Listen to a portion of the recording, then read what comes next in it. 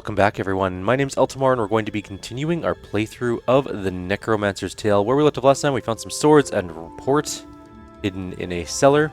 We also got a area for the people to do their presentation. I'm going to wait till evening and we're going to go there.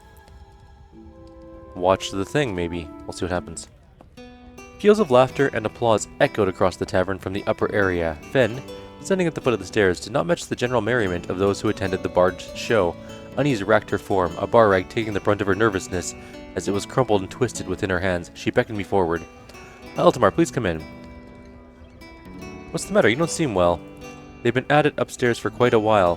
The topics they're discussing are worrisome at best. When those soldiers dressed in silks paid me handsomely, I was ecstatic, but I didn't know it was going to be all about magic. Lord, if the guards found out, I don't even want to wish to think about the trouble it would bring to my brother and I. I'll see what I can do. Please try to get them to finish as soon as possible. I don't think I can take much more of this worrying.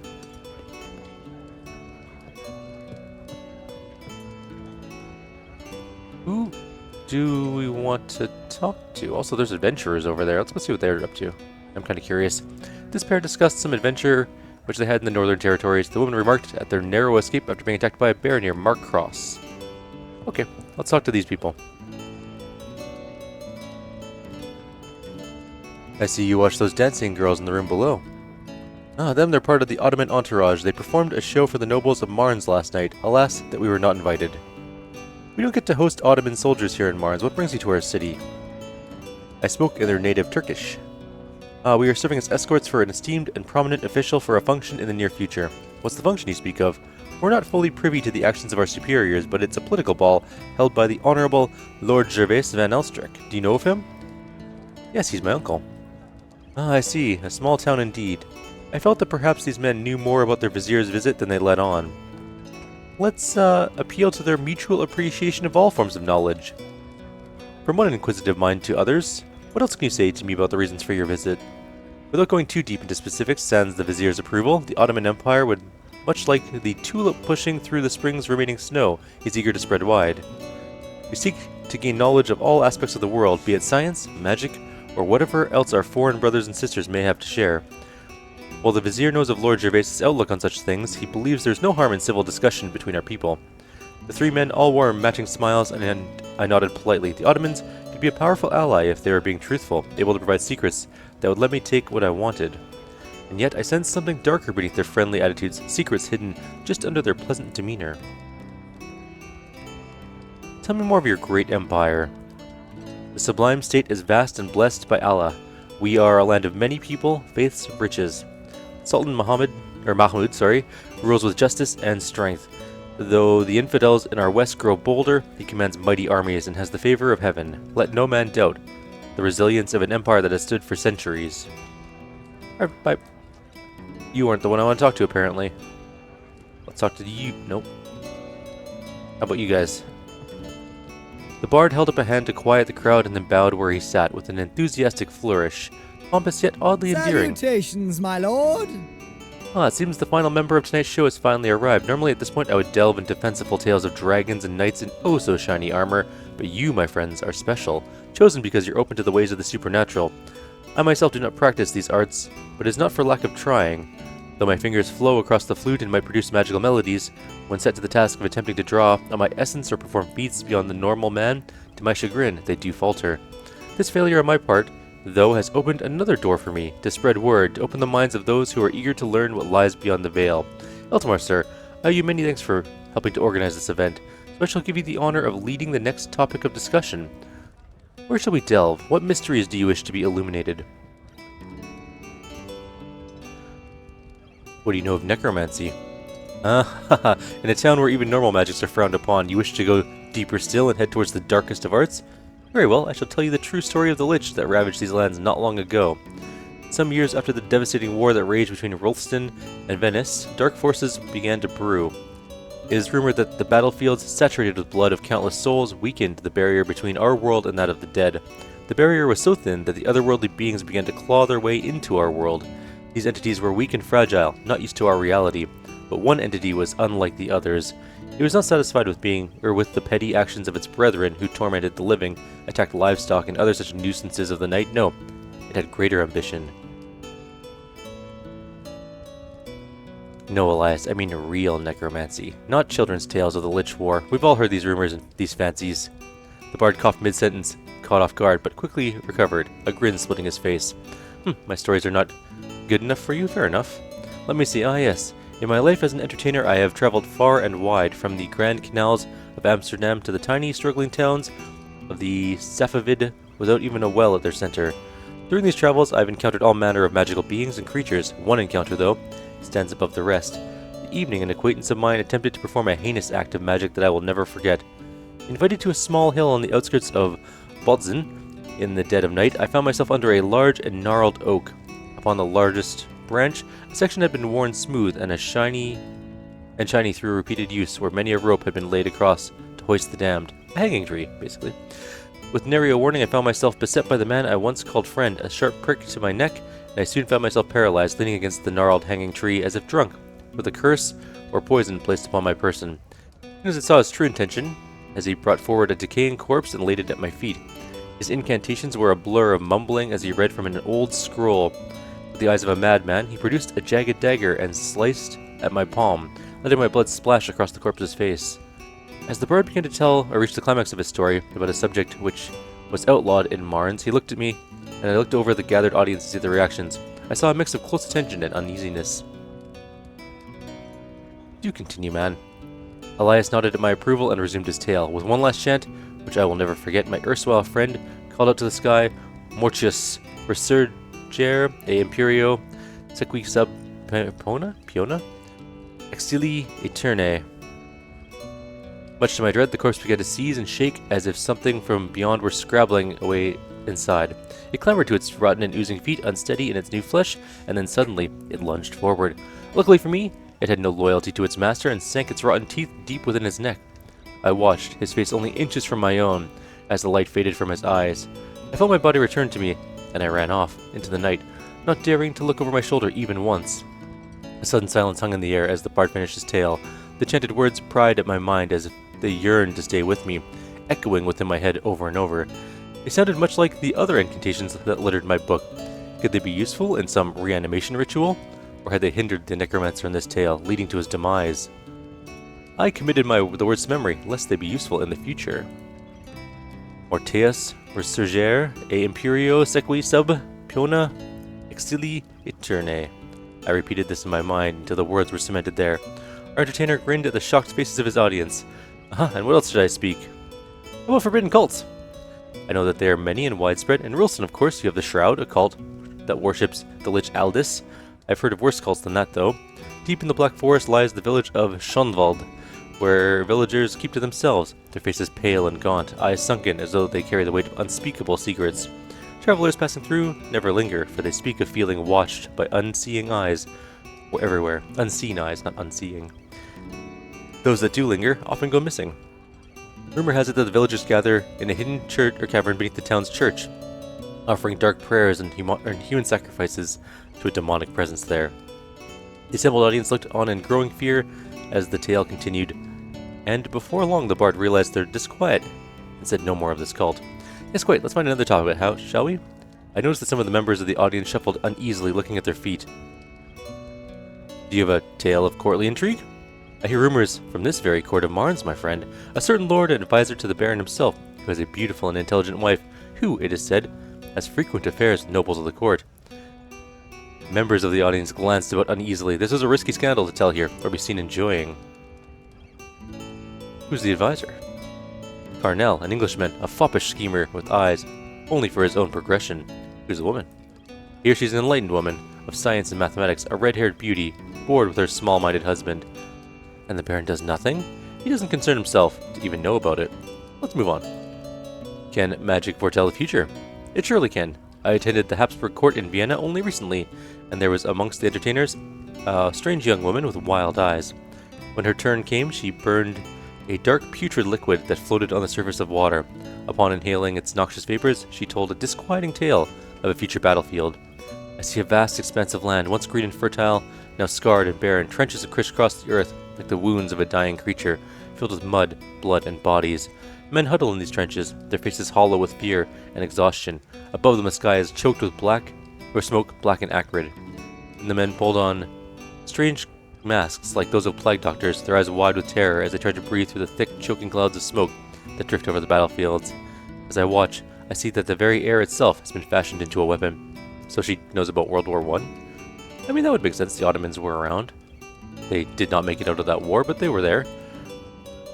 Now come machines, great metal beasts rolling on tracks, belching smoke and fire as they advance across the battlefield. Men with muskets run beside them, dwarfed by the size of these monstrous creations. The first tanks, obviously.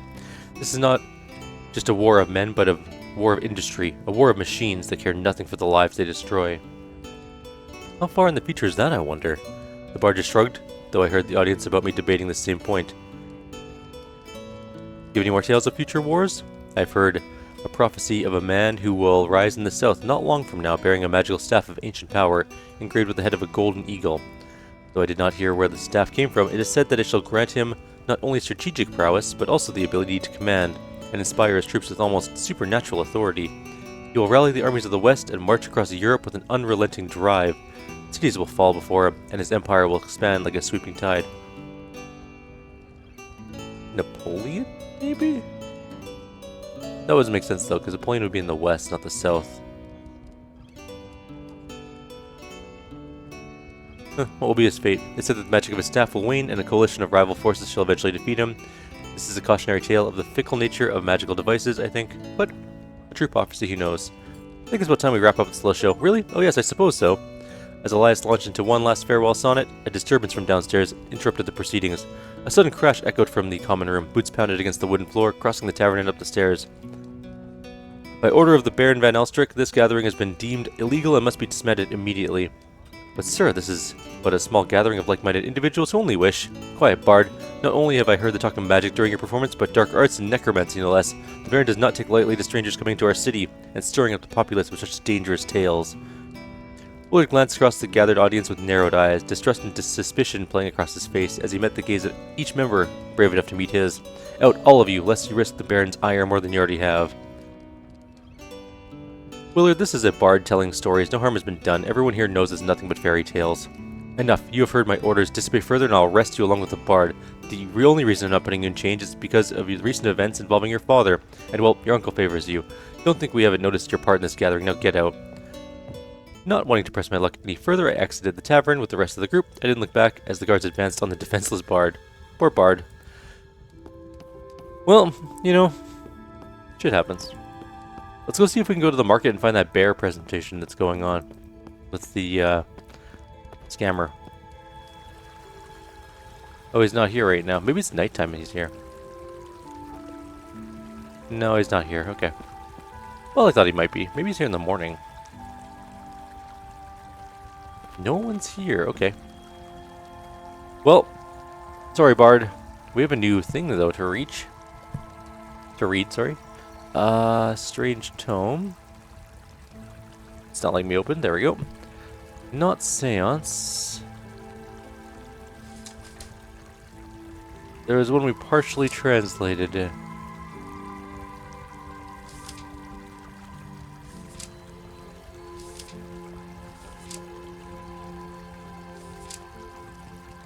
But again, maybe we didn't. Alright. We have no idea what it is. So, we need to find our way into the castle. Uh-oh. It's stuck on my screen. How do I close the book? Oh, I can't do anything. Oh, there we go. Okay. I just had to hit escape.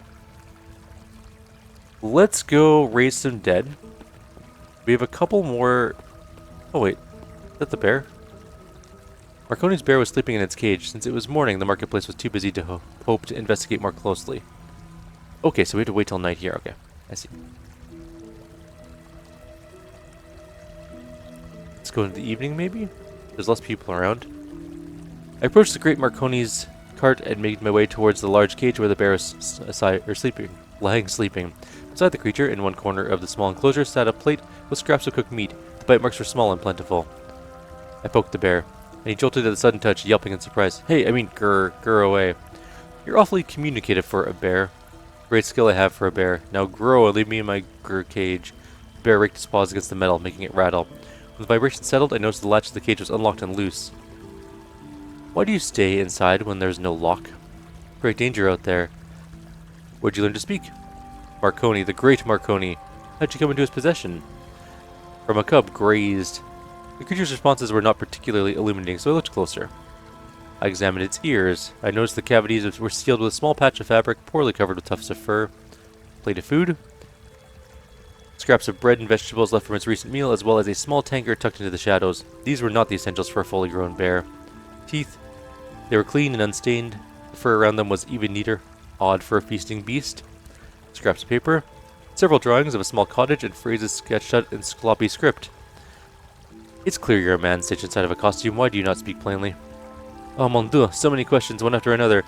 Questions this, questions that. Why do you not leave me be? I was more surprised to hear a strong French accent emerge from the beast than I was to hear full, ungarbled sentences. I'm a man, this is true. A man who must be a bear for this silly man to parade about, but this must be so, and I must not speak of it any more. A curse sits upon my head, though. It's good to talk as a man once more. How'd you come to be inside that costume? I was ordered so, by judge and sorcerer. If you try to steal a beast of service, you shall become a beast of service, he said. So the great Marconi was not at the trial. The judge ruled in his favor, and the penalty, should I break my bond? I do not wish to think of that. Who's the judge? This I do not know. Similar to Barrington Marconi. Similar in spirit, this is what I think he ruled for him as he did, but a powerful man, this I could tell. What's your name? Renard. I was a hired sword, how you say, an expeditionary in far-flung colonies. But after the end of my last job, I could find no way home to France. I tried to steal the great Marconi's horse, but I was hungry and not quick. Why'd you just leave? Have you not listened? A curse sits upon me, placed by that judge on behalf of Marconi. If I leave, then I shall become a bear in truth, and not just a man stitched into a suit. How'd you come to be in that costume? I was ordered so by... Oh yeah, we already did that. Okay. That is a very unusual ruling. He was an unusual judge with magic. He sentenced me in great displays of power like Marconi. I learned him enough. It was time to consider his predicament. Renard, you cannot remain in this cage. I'm going to leverage his deeply superstitious nature. As a man learned in the magical arts, I am duty bound to lift this unjust curse from your shoulder. Come closer and I shall set you free. I shall say an incantation to set you free. Can you do this? Really? You know the ways of curses? I do, and yours shall be lifted. I uttered a few nonsensical phrases and waved my hands over the man's cage. He turned his head from side to side and then gently pawed at the gate, which swung open with a creak. It is done?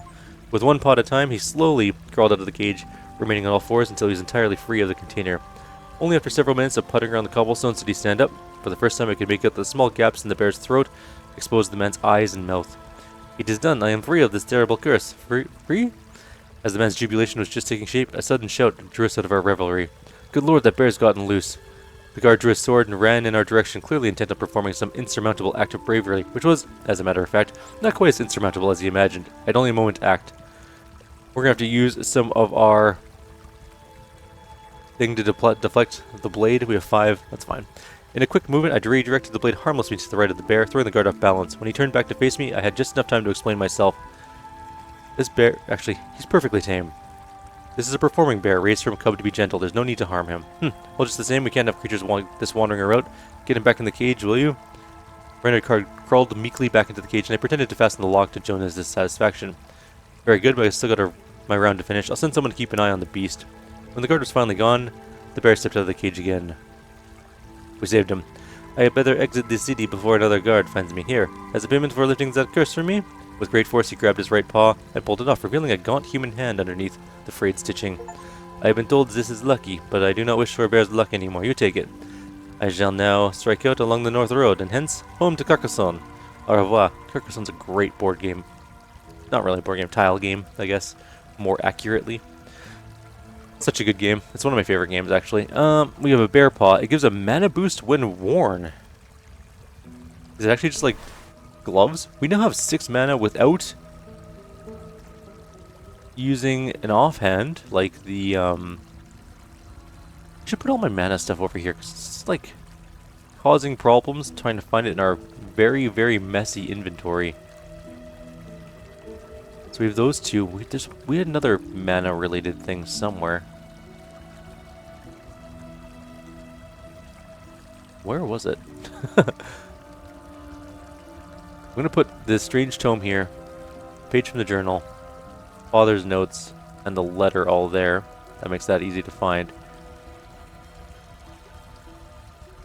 Okay, there's our sword and stuff. There's one ring. Oh yeah, we have the other ring. That's that one. Okay, that's fine.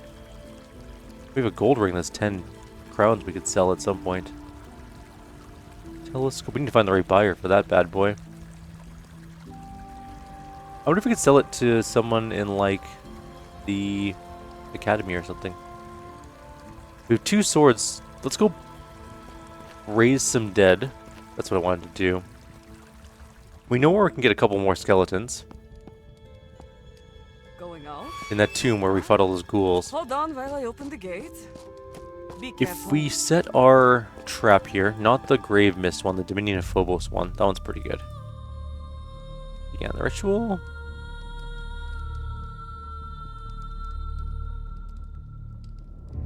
Is it not? Okay, did it work? Is it up and running? Yeah, it is. Okay. So, someone mentioned, can we use our skeletons to pick up bodies? And that's an excellent question. I have no idea. Let's pick up a skeleton. We're just going to bring one with us. We'll bring the halberd one. Follow me. Let's go. Someone mentioned that maybe we could use skeletons to drag skeletons. Which is an excellent thought. Bones. We need to find skeletons, not just bones. There's a skeleton. Okay. Can I click on you? Come here.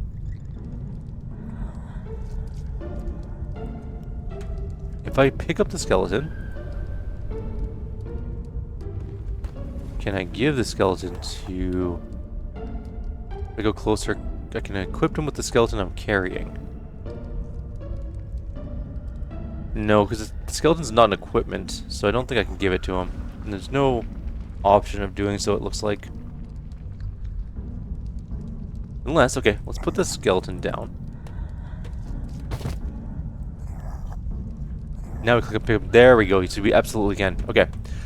When you get close enough to a skeleton, you can pick up a nearby body. Got it. That is super useful. Bones. Where's another skeleton? Just bones. Skeleton. Didn't mean to resize that window. Oh, that's too much. Alright, we're gonna get 2 more skeletons. We have 6 mana easily with the glove on. Means we should be able to use 6 skeletons in combat relatively easily. Which is gonna be awesome. We're gonna give them some swords. We're gonna have a small army. 6 skeletons is a good chunk of skeletons. Eventually we might disband some of these skeletons, because I think we'll get, like, better undead later. Or at least I hope so. Like, it'd be nice to have ghouls or something. That'd be kind of cool. But for now, we raise a couple more skelly boys, give them swords, put them in the corner. Everyone else.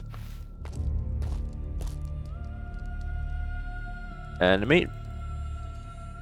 Wait, what? I have to return at night? Okay. Drop the skeleton. Hey you, I need you to drop the body there. We'll just leave those there, that's fine. I'm gonna put you back over here. Come along.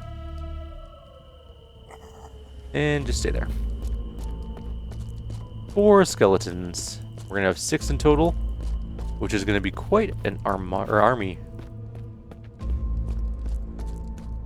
Depending on the... I'm gonna leave the Dominion of Phobos there. That's fine. I'm sure it'll be okay. We need to go in to the gate. Just to there, and then we gotta go in evening to night. Going out? I'm glad we saved that bear, and that mana is awesome. I'm actually pretty happy about that. Because with our... I guess we could... Well, it doesn't matter. We're wearing a torch right now, but if we use this... Now we have 7 mana, and then if we use our Athame, we get another 3. We can have 10 mana in total. Our mana's getting pretty high. Skeleton, pick up, animate.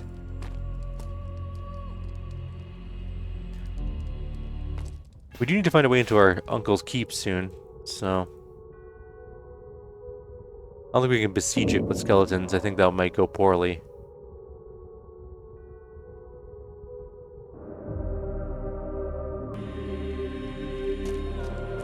Hi, skeleton. Welcome to the team.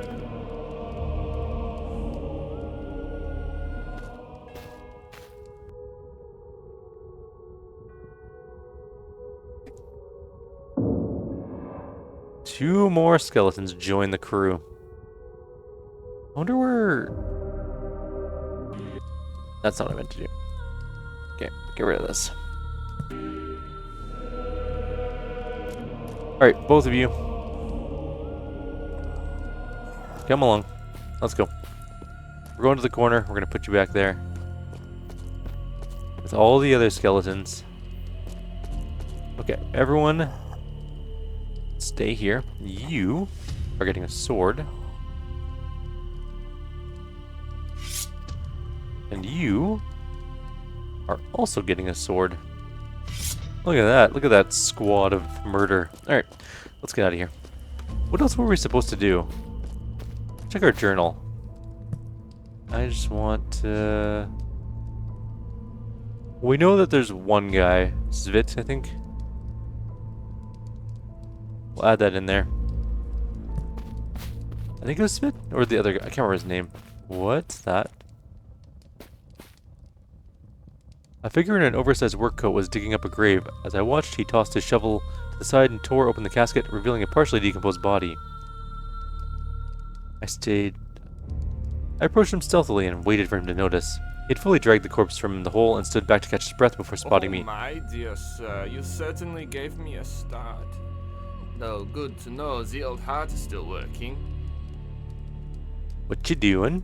Dear me, what does it look like? Now are you going to stand there gawping, or are you going to help me with this? You're not worried I'll call the guard? You're not going to call the guard. And why not? Someone lurking in cemeteries at night has no love for the guard. He's not wrong. Now are you going to help me or not? I helped him. Together we hauled the rotting corpse from its casket and carried it across the cemetery to a cleverly hidden tunnel entrance. The tunnel was long and the task tiring, despite it being shared. Eventually we climbed upwards and passed through a doorway. We entered what appeared to be a laboratory of some sort. A gruesome tableau of science laid before me. Body parts and jars cast off bits of corpses piled in discarded heaps. The smell of embalming fluids and the sweet scent of rot assaulted my nose. Now that business is done with, what can I do for you, my dear sir? Berlin? Speak up. One sec, sorry. Just had to clear my throat there. Who are you? Borhavin, prodigal orphan son of the great city of Mars. Scientist, philosopher, truth seeker. And who might you be, my dear? Altamar van Elstrick, son of Zelig van Elstrick, nephew of the Baron Gervais van Elstrick. Well, that's quite a prestigious appellation. To what I owe the honor of such a visit, Altamar van Elstrick. You're stealing bodies and I want to know why. All in the name of science, my dear. All in the name of science. Believe me, I do not enjoy spending my nights skulking around cemeteries, but I have little other choice. You haven't seen my skeleton army, have you? Science, not necromancy, then? He regarded me with an air of scorn. The time of spell stirrers and superstitions is past. The future is upon us. No, science is the way forward.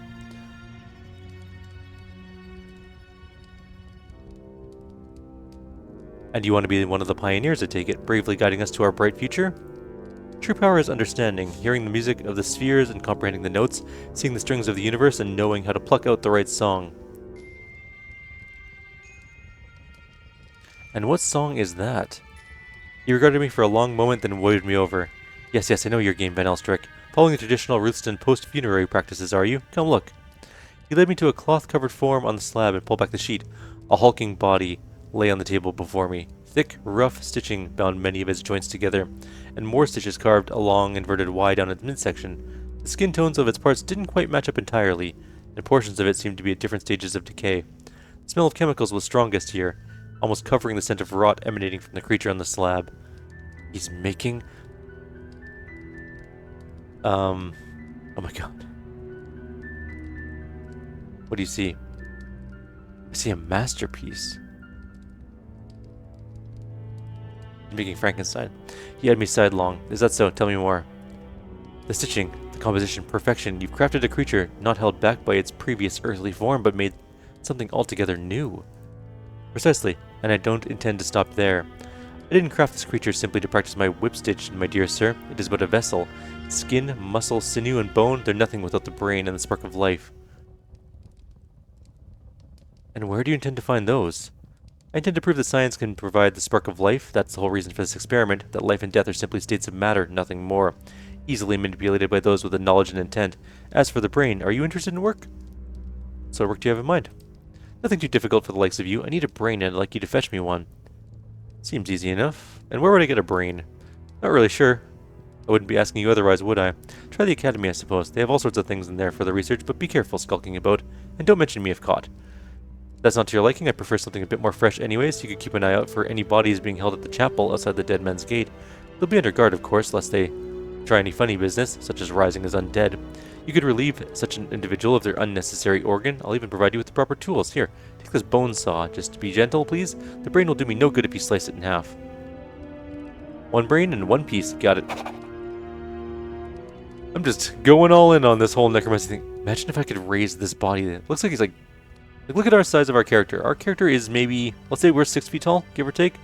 Our character reaches approximately its chest area, so it's another, foot above that, maybe more, maybe closer to 2 feet. It's huge, whatever it is. So we are here.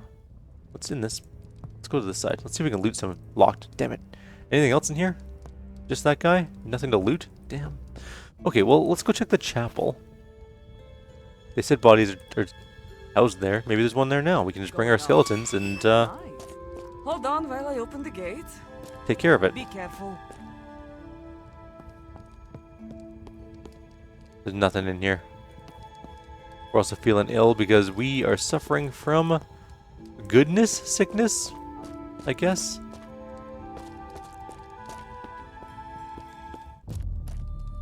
Do we just wait till morning and see if we can find a body? I guess so. Okay, let's go. My eye is all yucky. I did just wake up, so that makes sense. Alright, let's wait till the morning. Open the gate, please. I like the other person more because you don't have to tell her to open the gates. She just does it.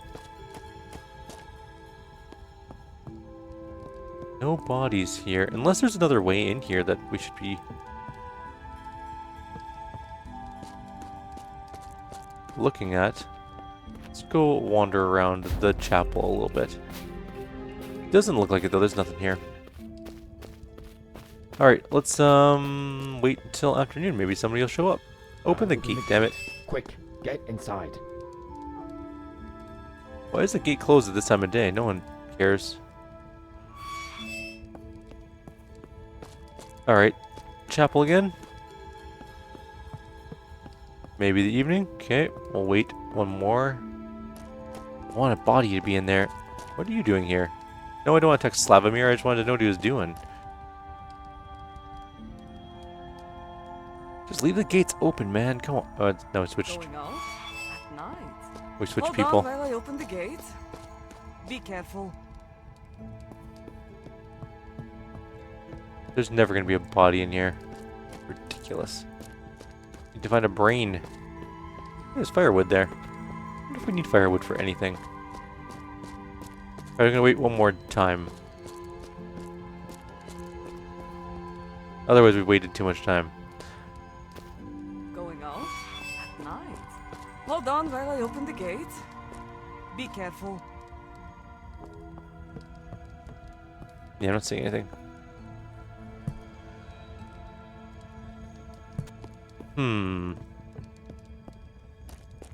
Alright.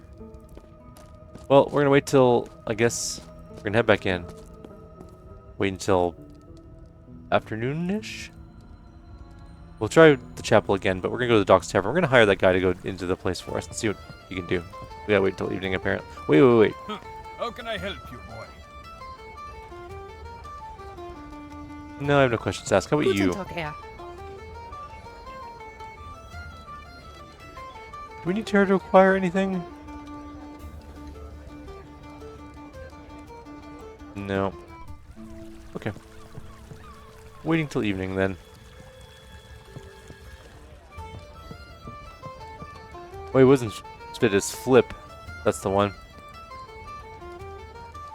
Alright, let's send him.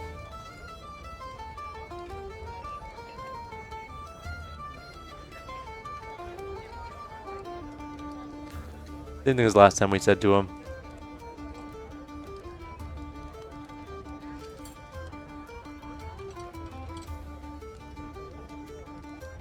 Flip was the perfect candidate for this job, just skilled enough to infiltrate the keep with a little help, and a perfect disposable scapegoat if caught. I pushed further. Come on, friend.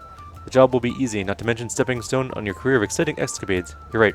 I can't just waste my life around stealing knickknacks here and there, getting punched by drunken soldiers. Tell me the plan, I'm ready. I grinned as Flip was so easily manipulated and eager to be led along, just by words alone. For a moment, I was actually surprised at how naturally this was coming to me, to mold the will of mortals with the barest of effort. It made me feel powerful and deadly. I backed him closer, the grin still twisting in the corner of one side of my mouth, and began to discuss plans on how he was going to infiltrate the keep and what information I was seeking. Right, boss, tonight it is. I'll call over to your manor in the morning with news. He's definitely going to be dead.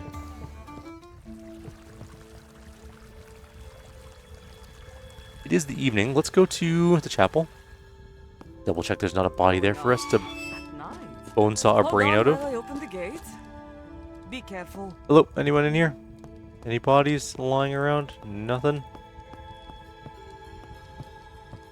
I'll wait till night and then we'll head to bed and we'll see what happens with Mr. Flit. He's gonna be dead.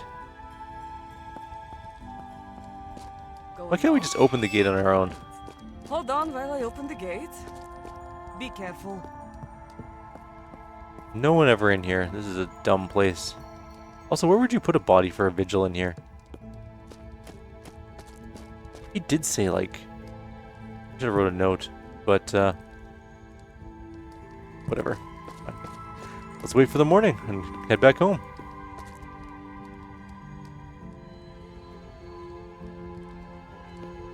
Is Flit here? Is he dead? It's morning time, so... There was a knock at the door, and immediately a hooded figure bustled in behind me. She pulled back her head and was revealed as the witch Rosario. Eltamar, we must speak privately. I nodded and led her to my chamber. We have a common enemy, Gervais the Wolf of Marnes. He builds an army as we speak, and I'm sure you've noticed. How did you know that Gervais is my enemy? I see a lot and I know a lot, in this realm and the other. I know what he did. You know what his army's for? I know that he has great political ambition, child. Though his immediate goals may be local, he surely looks further afield. What makes Gervais your enemy? He's the enemy of anyone that does not understand, anyone that represents difference or progress. Rosaria's normally impenetrable expression broke for a moment, and I saw deep sadness in her eyes. He has done much wickedness to my sisters and I. Perhaps you will learn one day. What should we do? We must learn more about the Baron's plans. You must leverage your family connection to do so. You must infiltrate the keep. Please show me your spellbook, the one I returned to you after your magical coma. I held it out. Rosio pored over several of the pages, sighing and biting her lip as she did so. There's great power in this book, as you know. I cannot understand a lot of it. However, take a look at this page. It seems to describe a ritual to enslave a spirit that can be used for spying. Yes, I recognize the word Zechariah. This must refer to the holy text of the Book of Zechariah. Find this holy book, it may hold this key to a script on these pages. She handed the book back to me, opened on a page depicting an ancient grave and some kind of artifacts. Already it's too dangerous for me to approach the city. I must flee now. Do not expect to see me again in person, but watch out for my messenger. Alright. So we need to do one of them. We need to find that book. Book of Zechariah. We got it. We can do that. That's not a big deal. But our person was supposed to... Flit was supposed to be back here. Did he die? He might have died. He said he would call in the morning. Can I help you, my lord? Did someone call to collect that crate of wine from the lobby? Yes, my lord. They left 25 crowns for you here. He handed me a bulging pouch of coins. That's all. Thanks. That's all for now. He's not here. Flit might have died. So, magic time? Hi, Slavomir. Flavio. None of you are important to what I'm doing right now. Let's go to the academy. There's a couple things we wanted to do here anyways. Annie's here. Okay, we should talk to Annie. Hello again. Would you care to accompany me on a rendezvous this evening? We still have not had a proper date. A rendezvous? Her expression was hopeful, if a bit apprehensive. Something simple this time? Something nice and normal, not like last time? Yes, something normal. Well, it's a welcome change, a bit of sanity in this madness. Shall we meet at Garnet's, and you can show what you have in mind? Yes. Garnet's, and then perhaps a sunset stroll. Actually, that will do as a starting point, my love. An ending point if you get too cheeky. But I saw that her cheeks flushed red at the thought. I'll see you this evening. There we go, we got a date. Again. I seek a book called the Book of Zechariah. Could you search around the cathedral for it? After that black magic you made me do in the crypt? No, find yourself another flunky. Damn. Okay, goodbye for now, sorry. Don't forget a date. She still likes us. She's not happy with us. We got in a little bit of trouble about it. There are esoteric books here. Maybe we can just find one in there. After some time I found a section in an old book which displayed some characters matching those on the page I was discussing with Rosario. There was, however, nothing akin to a translation guide. A crude sketch in the margin showed what looked to be a holy man in prayer and the words Book of Zechariah. So that wasn't very helpful. Uh-oh. Uh-oh, we lost the screen. We had a weird moment here. I'm going to save here and reload. Give me 2 seconds. I'll be right back. Unless... No, it's definitely messed up. Okay, 1 sec.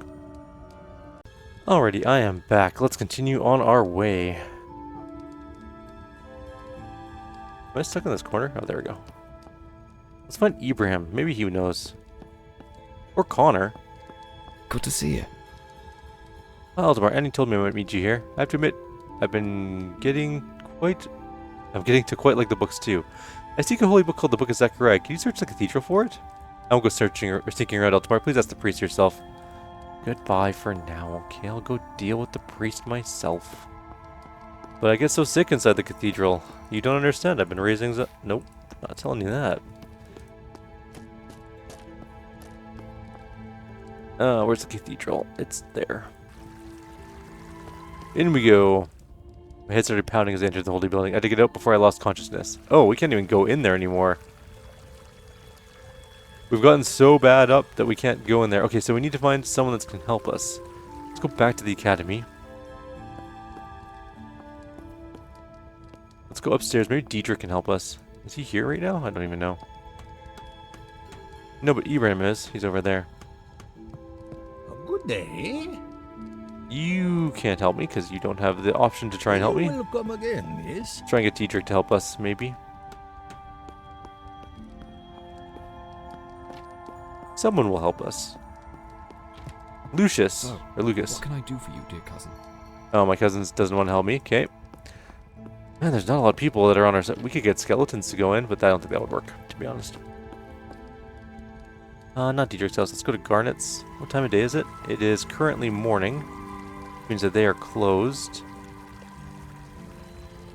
We can go afternoon and then back to the academy. What time does Diedrich get there, I wonder? I can't remember. Is Jamon gonna... Nope. Don't want to attack Jamon. Connor's still here. Diedrich is here. Diedrich, I need your help, bud. Can we talk for a sec? I seek a book called The Book of Zechariah. Could you search the cathedral for it? Burglary reads into my thing. Ask Flip. Or I don't know. Stick to honesty and ask the priest about it? Damn it. Everyone just gets mad at me when I ask. It's just a small favor. Alright, we got one more person we can ask. Maybe. Let's go evening. Although we're going to be on a date, probably. Where's Annie? The sun had yet to set, but several patrons chatted boisterously as Garnet busied herself serving drinks. A sudden, sharp burst of laughter grated against my ears and mingled with a strange whispering hum which had begun to scratch at my temples from time to time. Annie was waiting at a table near the stairs, studying the rafters with a bored expression. She turned towards me as I approached, perhaps a little more quickly than she intended. Again. There you are. You know some people consider it poor manners to keep a lady waiting? I'm sorry, I've been preoccupied with my studies. You'd do better to spend some time with us living folk. Obsessing over the dead won't bring them back. Let's start off with a drink, shall we? I took the seat opposite Annie just as Garnet approached, a tray balanced expertly in one hand, while the other fiddled with a coin purse at her side. She winked conspiratorially at me. If it isn't my favorite employee come to patronize this place of work, what'll the fine young pair be having on the house, of course?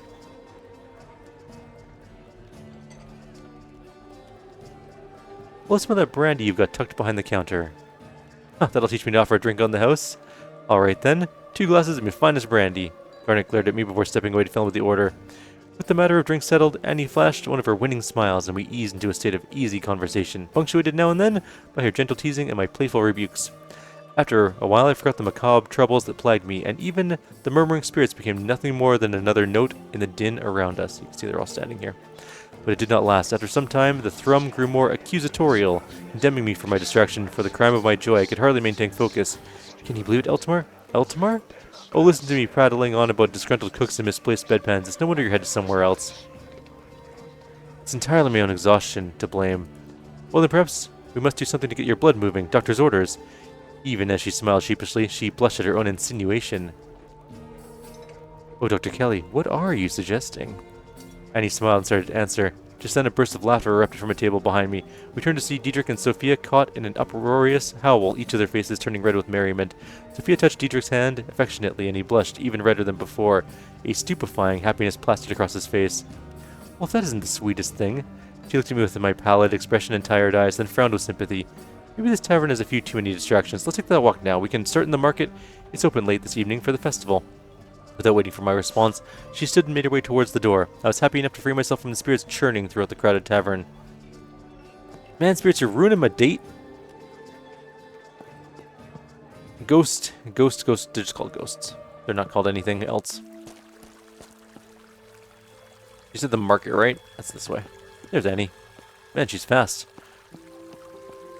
By the time I reached her, Annie was standing on the opposite bank of the stone bridge, observing the market stalls. Most of the merchants had begun the process of packing up their wares, casting hopeful looks at passerbys who might lighten their burden with a purchase. Again. I think I'd run a bookstall if I were a merchant. I'd be a rubbish saleswoman, of course. I'd refuse to sell any of the books I liked, but it'd be a nice business to run for a while. What about you, Altimar? If you weren't a diplomat, what sort of stall would you run? I would sell the strangest curios in all of Marnes. I don't expect you to sell a thing. You'd have the same problem as me. You wouldn't part with a single artifact until you uncovered all its mysteries for yourself. It seems we're not meant for business. Shall we have a look around? Do I actually have to... Oh, you're going. Okay. Hello again. Did you find anything worthwhile? I didn't check all the stalls yet. I'll be right back.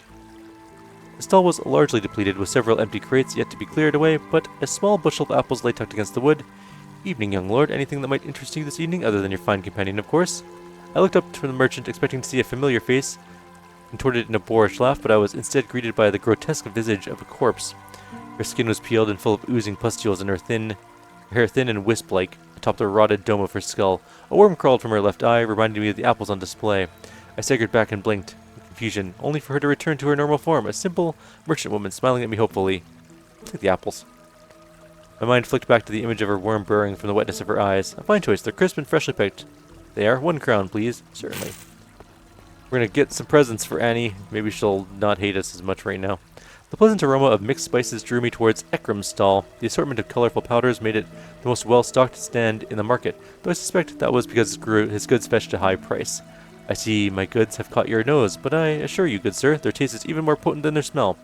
As he finished speaking, the pleasant aromas shifted suddenly as though the wind had blown them away and replaced them with a sweet putrescence. My nose stung with a sickening rot, mingled with the decay of flesh and refuse. The stench was so foul that my eyes began to water, but to my bewilderment, Ekram simply stared and smiled, awaiting my reaction. It's a wide selection. Perhaps you would like a recommendation. What would you recommend? I did my best to mask my disgust at the smell still curling its way through my nostrils.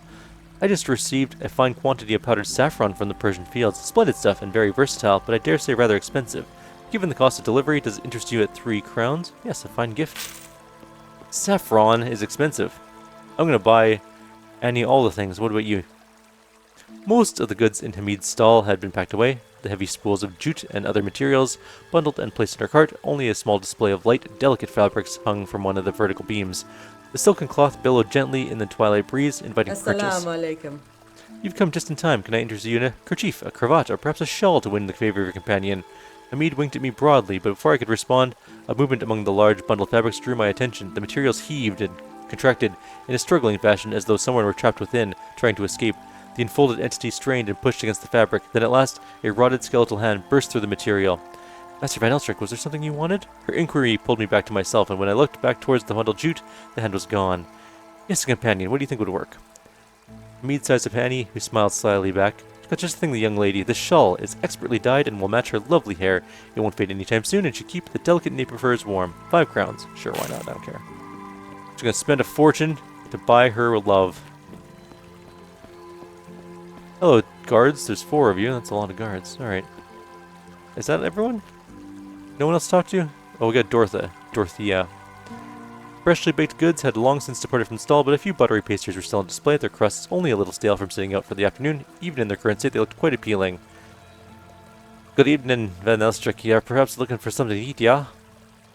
I considered the pastries again, though they were overwhelmed by mold and fungus with flies buzzing at their periphery. Each of them, so appetizing only a moment before, seemed as though it was ready to disintegrate from rot. They're for eating, you know, not for staring at. 1 crown for a pair, considering the time of day. Yeah, sure, I'll take the pair. When she reached for the baked goods to drop them in the bag, I was sure they would collapse in her hand. To my relief, they were once again whole and relatively fresh. With a smile, she handed me the bag. I'm sure your pretty companion will enjoy them. Did we buy everything? We need to talk to Sulan still. Ah, what a handsome young couple. If you have a coin, I'll read your cards. Sure, why not? The woman ushered us into her tent and sat us on a small bench while she perched on an intricately carved stool and drew her cards. This is unusual. I see much possibility, but no certainty. Perhaps a long future? Long indeed. I've never seen this before. She stopped drawing her cards, her face deathly pale. No, this is all. You must leave. Well, that was strange. That was strange. Okay, we got Charlotte, we got Ekram, we got Hamid. There's a vegetable stand, but we can't really talk to anyone there. There's assorted goods, but there's no one to talk to there. There is a person over here, Christine Pfeiffer.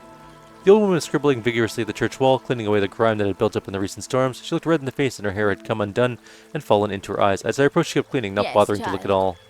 Father Constantine, you came back for the vial you left. She finally turned to glance at me. As she did, I felt pressure building in my head. The heat came off the stone of the cathedral, as if on a hot summer day. The rigid lines and angles of the church seemed to bend and misalign, then gradually returned to normal. Excuse me, I thought you were the priest who had left on his duties. You look ghastly. I need a holy book for my studies. It's called the Book of Zechariah. Can you help me locate it? You should ask one of the priests, dear. For all holy matters, I'm merely a lay keeper. I let it go. I'm not going to threaten her. Let's go talk to Annie. I think we've talked to everyone at the market. We can give her a bunch of presents. Hello again. Did you find anything worthwhile? Buy you some saffron. Saffron these ways. You know, Javid won't stop talking about the stuff. I'm not exactly Martin's greatest cook, but I'm sure he'd share a recipe or two. Then perhaps I can have you over for a taste test. She smiled and her eyes glinted cheekily. Shall we continue our walk before you buy up half the goods in Marnes? I'd like to see the sea. No, I got you more presents.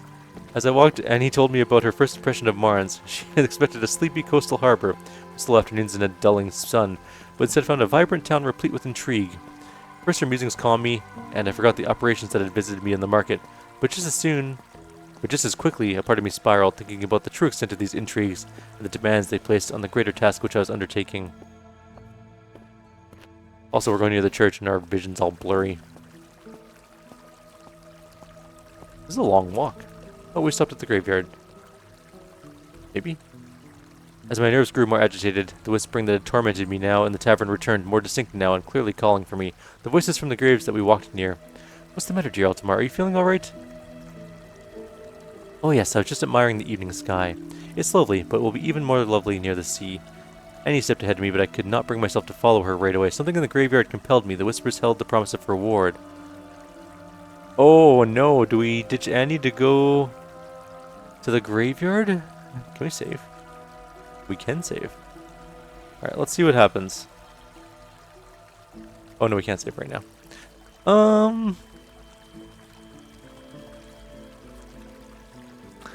We're following Annie. Trust me, the sea will be nicer than some dusty graves. See you at the water, my love. She giggled and ran off ahead. We might only have one person that likes us, so Annie might be it. Annie was already sitting at the edge of the water, her shoes off and her feet splashing gently. She turned towards me and patted the steps beside her. The reddish hue of the sun turned her usually pale face warm and amber, and accentuated the fiery red of her hair, which billowed delicately in the evening breeze. Altamar, tonight has been such a pleasant respite from the dark things brooding in Marnes these last weeks. And look, even the sun has given us a perfect view. Let's stay here until the last sliver is beyond the horizon. I'm not sure I can resist you that long. Oh, you cad. Just enjoy the pleasant view, will you? We can see about all that later. Her glinting smile suggested that my proposition was not entirely unwelcome. I looked at my beautiful Annie as she took in the ripple of red light against the sea and followed her gaze to the gentle waves that lapped against the stone walls just below us. At first I was taken the delicate bend of her ankles and her high shoes, strapped tightly, enticingly around her calves, secure and firm. Those crisscross scraps drew my eyes up to her shapely knees and thighs, where her short dress danced teasingly in the breeze. But as the waves undulated below, strange shadows began to play at my eyes. Tendril-like hands churned below the surface, their fingers lapping and folding over one another like slithering snakes. Eltimore, is everything all right? Her words passed through me as the hands rose upwards, bringing a chorus of whispers with them. A ghostly palm of skeletal fingers wrapped itself around her ankle, delicately caressing her calf, and stroked gently up towards her thigh. It then tightened around her leg as if to pull her into the depths, but another hand rose before me, bearing a piece of ghostly parchment, the inscription similar to those pages in my spellbook, which still confounded me. Even with its faint glimmer, I could sense that it held great power. I'm gonna save Annie. And I placed my hand on her shoulder, steadying her. She jerked backwards and gasped. Goodness, you caught me just in time. I'd all but lost my balance somehow. You've been absolute gallant this evening. I can be less gallant if you wish. Oh, I suspect we'll see about that. You've been playing your cards just right. She led me up the steps and onto the nearby beach where the sand was soft. We're losing out on all this sweet power to be with Annie. Damn it. We kissed and she pressed her body into mine, her heat warming me with desire. Let's take it slow. I took it slow. We'll slow play this. Goodness, even with all that, Alaska could do with some warming up. Perhaps somewhere more private. That sounds like a splendid idea. Annie stood up and took my hand wordlessly, leading down the cobblestones and towards my home, its silhouette still clear against the twilight. We made straight to my chamber, and we made love there on my bed. I awoke in my room with the taste of an intoxicating evening still on my lips. A note in Annie's handwriting sat on the sand beside me. You were sleeping so soundly that I couldn't bear to wake you, even if I might enjoy revisiting our steamy evening in the light of day. Next time, I won't be so lenient. See you soon. A. Well then, quite the evening we had. Did we miss out on a spell? I hope not, but I guess we'll find out. We could reload and see what happens if we go the other way. Hang on, let's try that. There's autosaves. So let's go... What time is it now? 9 o'clock? Oh, that's way back, though. 8:34 would be the last autosave before that. Yeah, that's a long way back. Because it's only 9:01 right now. I guess 30 seconds? Maybe. Alright, let's just go. Save new. Tomorrow 14. Oops. Okay, let me load the autosave. Where does it actually put us? Yeah, it's already in bed. Okay, never mind. And the quick save's further back than that. Alright, I guess we could go back to here. This isn't as bad. We can just really quickly speed run this. Okay, we're in the library. We leave for the evening. We go to the date. And we do it the opposite way. Let's see what powers and stuff we get. I am curious. I think I like the way we turned out. Or like the whole thing turned out. But let's really quickly see what happens the other way.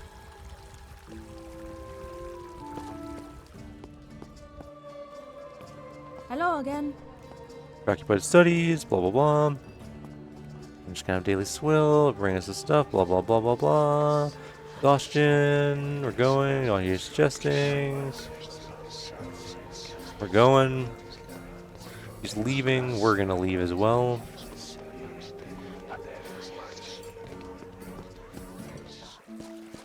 We go to the market. We're just gonna pick up the shawl this time, we're not gonna buy everything. Hello again. French curios, look around. Yes, you. Assalamu alaikum. Oh. That'll do nicely. Annie, here you go. Shawl, beautiful hair. You give me a kiss. Continue the walk. Go to the sea. Apparently she liked that one more than she liked the saffron, but whatever.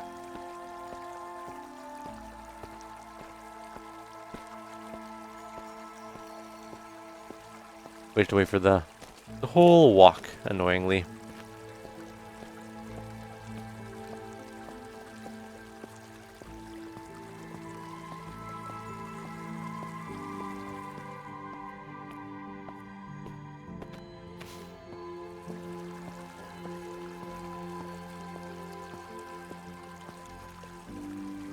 Blah blah blah, admiring the evening sky. Enter the graveyard. Oh, good as Zeltamar. I wouldn't be following you in there. Hardly my idea of romance. I'll be by the water. Come join me when you come to your senses. As her voice receded, I found myself walking among the tombstones. A hint of pleasure entered in the whispers around me. Soon I found myself before a gravestone with a name long since worn away. A visitor. Who can hear? Hear the whispers? How nice. How rare. A bit of company for me to keep this evening. What do you seek? Patronage. You have the smell of death about you. Death and undeath. But not there yet. Not like the one before. When you have a skill, raise my bones with the others. Alright, Ghost. Wonderful. A bond is broached then. May you find it rejuvenating. Ah, but I've not spoken this much in such a long time. So much effort, so you might hear. Too much effort for now.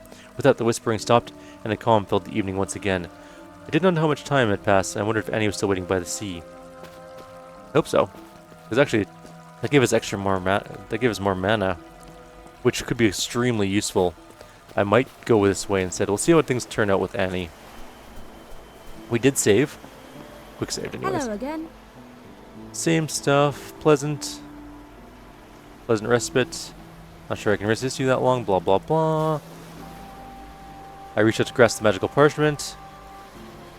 She fell into the water. Okay. I reached out to grasp the magical parchment and felt my arm brush against Annie as she fell into the water, her splash muted by the din of whispers around me. My fingers reached the inscription, but they only evaporated before me, joining the hands which had dissolved into nothingness as quickly as they had appeared. I looked into the churning water where Annie had fallen and could not make out her shape, as my vision was becoming cloudy and indistinct. Then from beside me I heard a terrible gasp. Annie burst from the water near the small stone steps, her red hair matted and flat, her clothes plastered to her body. She stomped up the stairs. Good grief, what a way to cap off the evening. A shove and a swim, is it? Your idea of a joke in this freezing water? It was an accident. Oh, come now, I'm liable to catch something and chilled to the bones, and to think, I hoped this would be a pleasant evening. I thought perhaps it was not yet nearly over. She turned away, so not to the tears. I've had just enough of your company. Before I could respond, she marched off. Oh, okay, I thought to go after her, but a whisper from the sea beckoned me. I turned towards it. Good. One cannot cling to the living of hopes to wield death. Your focus gives you strength. That increased our mana again. We could do it both ways, though. If we go back to here, we can save Annie. We don't get the second mana increase, but we can keep the first mana increase, I think. So that might be the best way to have gone about this. And we saved some money by not buying all the stuff. Nah, let's just keep doing this again. We saved Annie. Faced her, caught her balance. Be less gallant, blah blah blah. Soft beach sand. We're still gonna make love, possibly.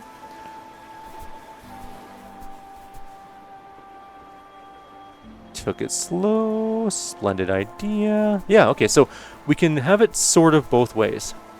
We got one mana from that one ghost and we can raise him. We don't get the other mana from knocking her into the lake, but that worked out pretty well. I think we're going to keep it that way. This seems to be the best way. We're at 8 mana now. That's pretty good. So for now, I'll leave you all here. Like always, if you have any suggestions or comments, please leave them below. Otherwise, I'll see you next time. Take care.